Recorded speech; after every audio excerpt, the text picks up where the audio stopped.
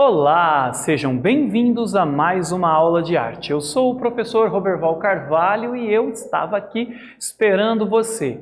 Nesta aula nós iremos falar sobre elementos formais, elementos da linguagem. Nós vamos falar sobre cor, linha, forma. Você desenha? Você já parou para pensar que o que você faz, tudo o que você faz num desenho, separadamente, eles têm um nome específico? As linhas, os pontos, a cor, tudo isso está separado para que você possa organizar quais elementos eu utilizo no meu desenho. E dessa maneira a gente pode analisar, por exemplo, até mesmo o seu gosto, qual é a sua predileção na hora de produzir um desenho, ou uma pintura, uma escultura, não é mesmo? E isso é ou não é importante para nós quando vamos desenhar? Embora eu penso que quando nós estamos desenhando, por mais que nós utilizemos técnicas, nós estamos desenhando instintivamente, seguindo um desejo, uma intuição, uma necessidade de se expressar. E a ideia de separar os elementos para identificar o que foi usado é mais um desejo, uma necessidade técnica para que a gente possa compreender o que foi feito. Então, como objetivo de nossa aula, nós iremos conhecer e analisar os elementos das artes visuais com ênfase na forma, na cor e na textura e como elas estão presentes na obra. Bom, já que estamos falando de desenho, tenho que falar um pouco sobre o que é desenhar. Quando em sala de aula nós pedimos, façam um desenho de memória. Ah, desenho de memória. Aí você já... É muito normal os alunos, professor, eu não sei desenhar. Alguns fazem isso. E aí, vem a pergunta, como assim você não sabe desenhar? Todo mundo sabe desenhar. O problema aqui é que quando a gente pede para alguém fazer um desenho, a pessoa deve estar pensando, sabe aquela linguagem tradicional, que até fins do século XIX era muito utilizada pelos pintores, aquele desenho muito próximo da realidade, que buscava expressar a realidade tal qual como ela era? Pois é, a partir do final do século XIX, com o surgimento da câmera fotográfica, os artistas vão se reinventar, muito porque se viram obrigados e muito porque também liberou a criatividade, a capacidade de poder experimentar novas formas de pensar o desenho, de pensar a escultura. Isso porque a fotografia vai retratar a realidade como ela é, tirando dos artistas essa necessidade de exprimir a realidade. E isso, primeiramente, vai dar um susto nos artistas, colocando eles fazendo com que eles se sentissem em xeque. Acabou para nós. Mas a realidade é que não. Na verdade, a arte, ela se reinventa, ela sempre está se reinventando, né? Não é mesmo? E nesse sentido, nós vamos ver os artistas buscando novas possibilidades de experimentar a arte, fugindo dessa obrigatoriedade de pintar a realidade como ela era. E aí nós vamos ter aquilo que nós conhecemos hoje por arte moderna, surgindo o pontilhismo, o impressionismo, o fauvismo, tem tantos movimentos artísticos que surgiram em fins do século XIX, que foram até meados de 1945, quando uma nova linguagem, um novo olhar sobre a arte vai surgir, que é o que nós conhecemos por arte contemporânea. Mas isso é conversa para um outro momento. O que preciso para fazer uma pintura ou um desenho? Ou seja, os elementos formais que eu comentei com vocês, que é o tema da nossa aula, são o que nós utilizamos para fazer esta pintura, este desenho, embora, quando estamos desenhando, não pensamos muito nisso. Será que quando nós desenhamos, nós temos que necessariamente pensar, vou fazer uma linha assim ou uma linha assado? Não, a gente segue os instintos. E com a arte moderna melhorou ainda, porque daí a gente pode liberar a nossa capacidade criativa sem nos preocuparmos em fazer um desenho, entre aspas, bonito. Porque o que é um desenho bonito? Se o desenho é a expressão dos nossos desejos, dos nossos sentimentos, né, das nossas emoções, sensações. Então essa ideia de bonito é um pouco desnecessária, porque desenho é desenho. O que importa é o que eu quero com esse desenho e o que sente quem vê o desenho, né, o apreciador. As artes que normalmente lidam com a visão como seu meio principal de apreciação costumam ser chamadas de artes visuais.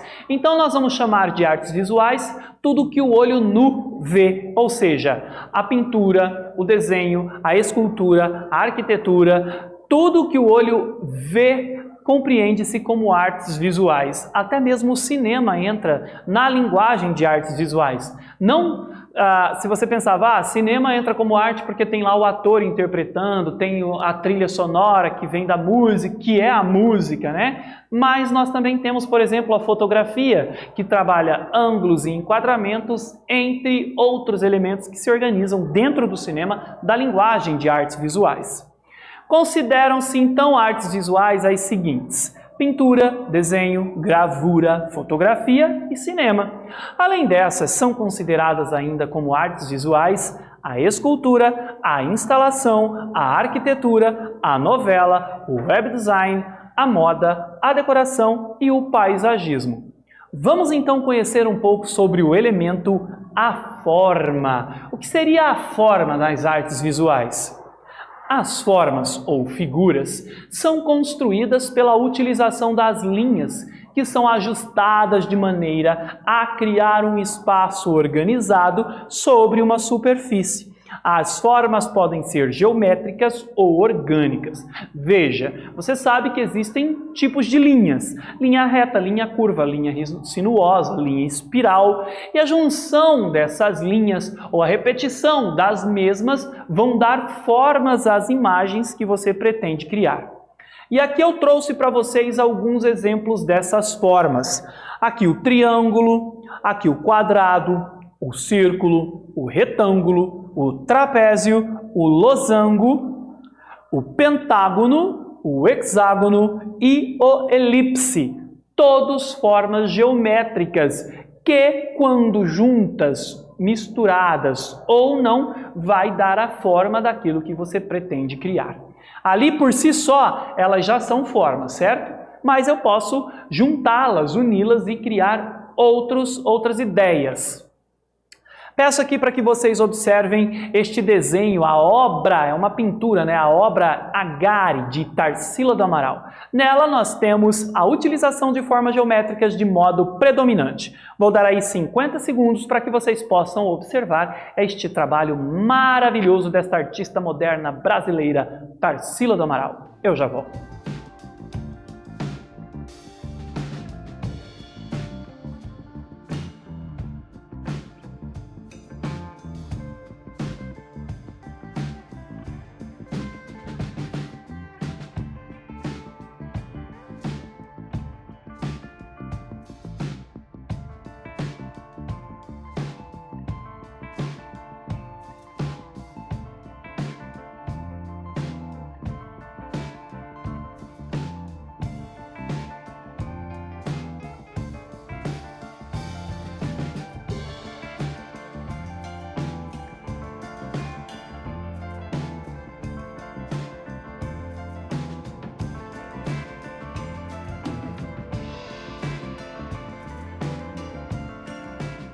E aí, pessoal, observaram a obra? Olha que obra gostosa de olhar. Você não sente algo prazeroso?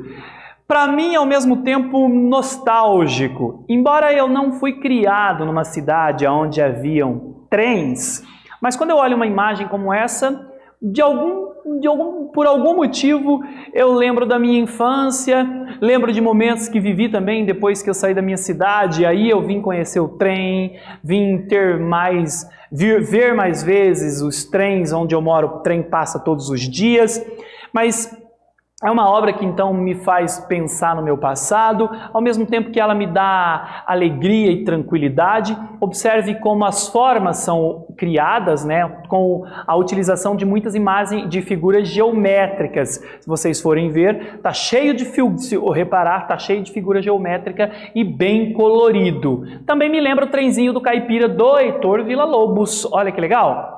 Já as formas orgânicas são as formas livres, geralmente inspiradas nos elementos naturais. Daí a denominação orgânicas, formas livres, inspiradas nos elementos naturais. Olha que legal!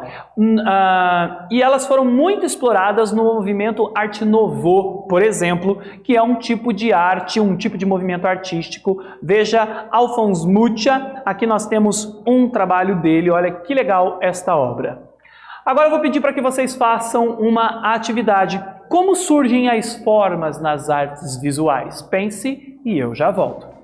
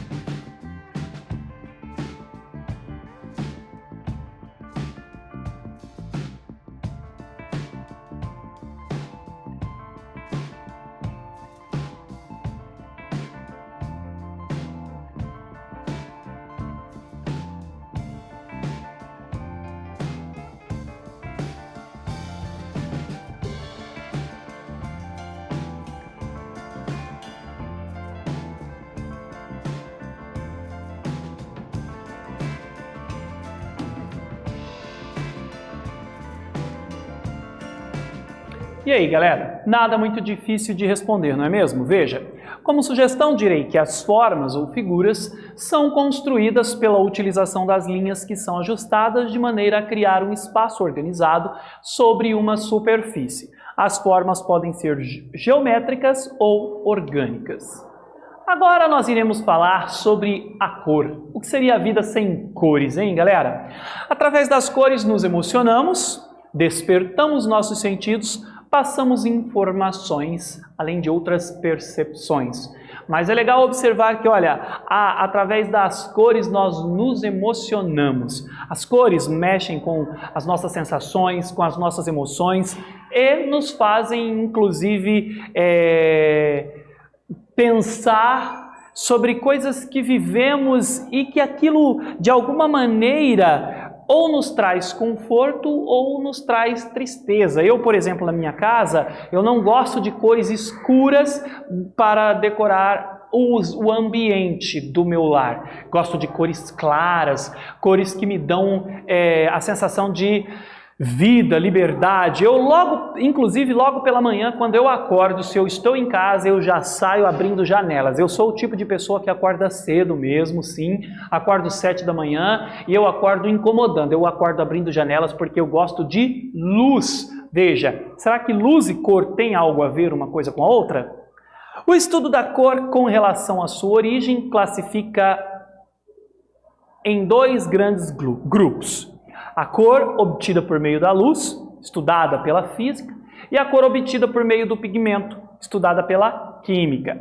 Os 3 parâmetros básicos de classificação da cor são a matiz, o brilho e a saturação. Aqui, cor-luz, eu trouxe um exemplo de cor-luz, e ali um exemplo de cor-pigmento. Matiz, o que seria matiz? É o mais fácil de todos, porque basicamente é a própria cor. Então, quando nós falamos de matizes, estamos falando da cor em si.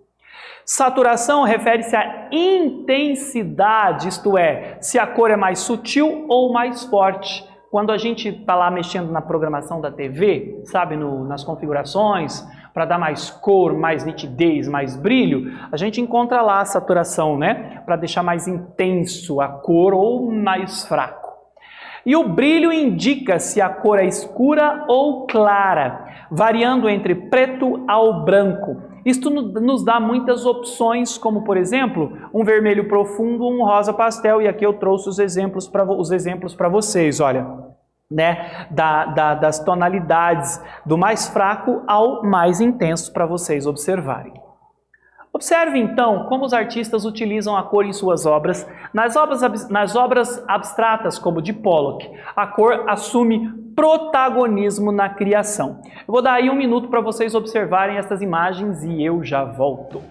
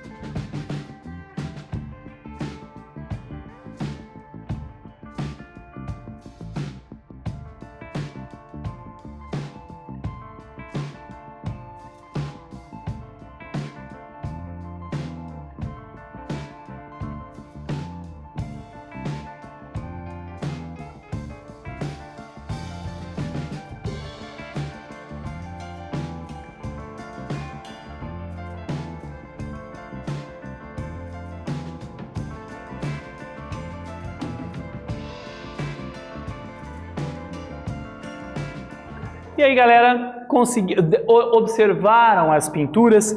Há algo divergente entre elas? Algo que as une? As cores têm relação uma pintura com a outra? Veja, na primeira nós temos a obra Viva la Vida, da Frida Kahlo. Já ouviu falar dessa pintora sensacional? Pois é, estude um pouco sobre ela, vale muito a pena. E depois me deu até vontade de comer melancia olhando para esta pintura. E aqui nós temos a obra Convergence, de Jackson Pollock, né, de 1952. Veja, é uma obra abstrata.